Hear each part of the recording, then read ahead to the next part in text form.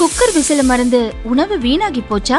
இனி அந்த கவலையே வேண்டாம். வழங்குகிறோம் உலகின் முதல் விசில் கவுண்டர் குக்கர், புதிய அல்ட்ரா குரோனோ. அல்ட்ரா என்றால் ஆரோக்கியம்.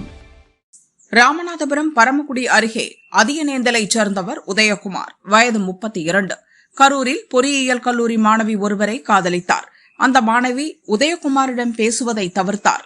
ஆத்திரத்தில் பட்ட பகலில் கல்லூரி வகுப்பறைக்குள் நுழைந்த உதயகுமார் மாணவியை கட்டையால் அடித்து கொலை செய்தார். 2016 ஆகஸ்ட் 30 இது நடந்தது. கரூர் கோர்ட் உதயகுமாருக்கு 2022 ஆயுள் தண்டனை விதித்தது. இதை எதிர்த்து ஹைகோர்ட் கிளையில் மேல்முறையீடு செய்தார். நீதிபதிகள் என் ஆனந்த் வெங்கடேஷ், கே ராமகிருஷ்ணன் அமர்வு நேற்று இந்த வழக்கை முடித்து வைத்தனர். அவர்கள் பிறப்பித்த உத்தரவு: மனுதாரரின் பொறுப்பற்ற மற்றும் கொடூரமான செயலால் பெரிய சாதனைகள் புரிய கனவு கண்ட ஒரு பெண்ணின் உயிர் பறிபோனது. இந்த சம்பவம் பகலில் வகுப்பறையில் பிற மாணவர்கள் முன்னிலையில் நடந்துள்ளது. உதவி பேராசிரியரும் தாக்கப்பட்டுள்ளார்.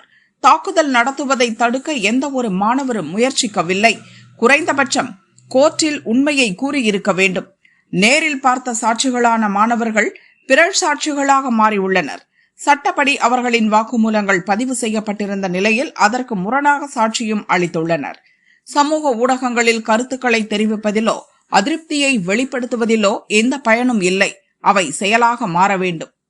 இல்லையெனில் மாணவர்கள் நிஜ வாழ்க்கையில் வெறும் காகித புலிகளாக மட்டுமே எஞ்சி நிற்பர்.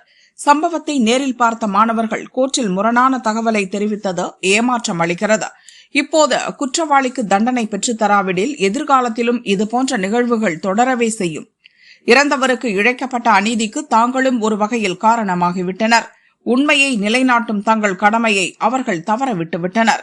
அவர்கள் பெற்ற கல்வி அவர்களிடம் நற்பண்புகள், நல்ல குணநலன்களை உருவாக்கவில்லை. பிறர் சாட்சிகளாக மாறிய ஒவ்வொரு மாணவரும் மன உறுதியின்மையை வெளிப்படுத்தியுள்ளனர். அரசு தரப்பின் ஒரு சாட்சியின் வாக்குமூலம் உறுதியாக உள்ளது. சிறு முரண்பாடுகள் வழக்கின் முக்கிய சாராம்சத்தை பாதிக்காது.